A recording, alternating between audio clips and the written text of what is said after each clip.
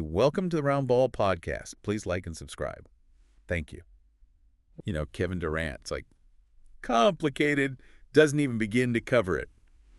We're going deep on KD today, and wow, you guys did not hold back on the source material.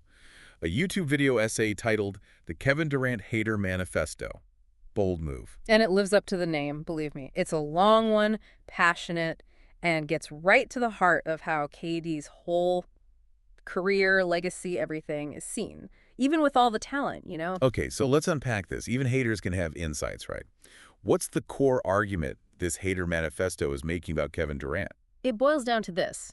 KD might be one of the most skilled players ever, pure talent, but the choices he's made, especially joining Golden State, have tarnished his legacy for a lot of people. That move definitely blew up the basketball world. I remember everyone was talking about it. Exactly. And to this video's creator, Rusty Buckets, that's like the ultimate example of KD taking the easy way out.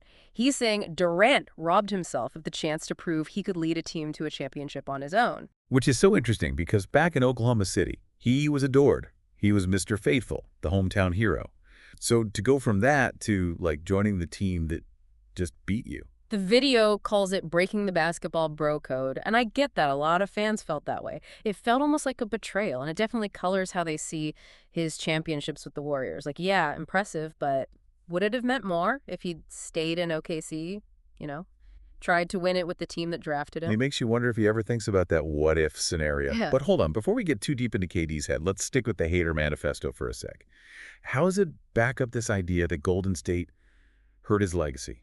What's the evidence, so to speak? So it's not just feelings. The video actually gives a framework for judging greatness in the NBA. Breaks it down into three things: your resume, your raw talent, and then your story, the narrative of your career.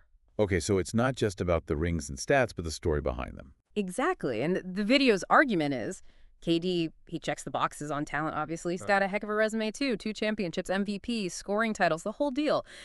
But the story category, that's where he falls short. And the Golden State decision is a huge part of that. So it's like, you might love pizza, KD's your favorite gourmet pizza, but Jordan's that classic New York slice, the gold standard. Perfect analogy, because this video is saying true NBA legends, the icons, they're not just great players, they have compelling narratives. They have the underdog stories, those moments of triumph against all odds that make them connect with fans on a whole other level. And by joining the Warriors, Durant kind of sacrificed some of that. And to really drive that point home, the Hater Manifesto does this fascinating comparison between Kevin Durant and Allen Iverson. Now, that's a comparison you don't see every day. Mm-hmm. AI, he was electric, no question, but their careers feel so different, Exactly, and that's why it works. The video even says, statistically, their careers are crazy similar. Both won scoring titles, both considered all-time greats. But Iverson never won a championship, right? Yeah. That finals loss to the Lakers was rough. Right, and yet the video's argument is Iverson's legacy, his impact on the whole culture of basketball. Might be even stronger than Durant's. Okay, so how does the Hater Manifesto back that up? Why is AI this icon and KD still kind of fighting for respect, Well, seemingly? It all goes back to narrative. Iverson, yeah, he was smaller, but he played with so much heart, so much swagger, became this icon of resilience, of individuality. That crossover on Tyronn Lue in the finals, iconic. Even people who barely knew basketball knew that moment. Exactly. Perfect example of what the video calls a legacy-defining moment.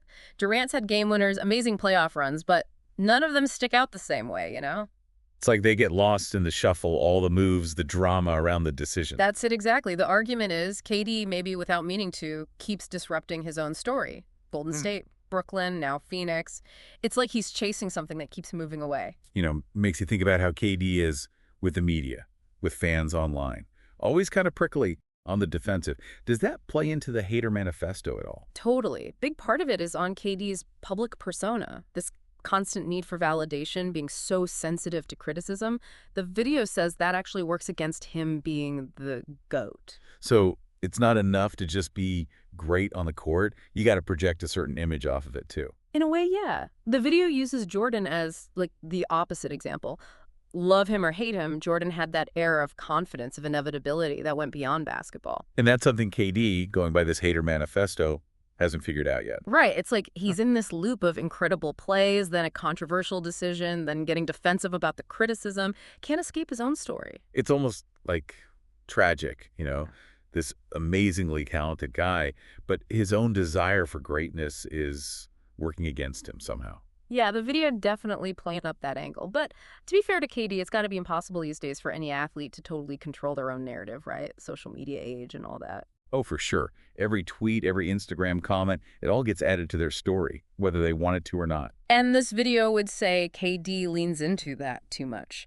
Online arguments, getting sucked into the negativity, feeds right into that image of being insecure, which ironically might be the biggest thing holding him back from that GOAT status he seems to want so bad. So where does he even go from here? If he does want to change his legacy, what's the hater manifesto prescription? Honestly, it ends on a kind of open note. It says, look, Durant's done amazing things on the court, no denying that.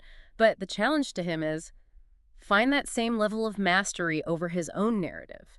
Define himself, not just react to haters or chase approval from everyone else. That's a pretty deep thought. What would that even look like for KD, though? Like, go full hermit, delete social media, just ball. The video doesn't give an answer, which I think is the point. It's really on KD to figure out what legacy he wants. Will he just be the scoring machine, the champ, or can he make a story that feels truer, you know?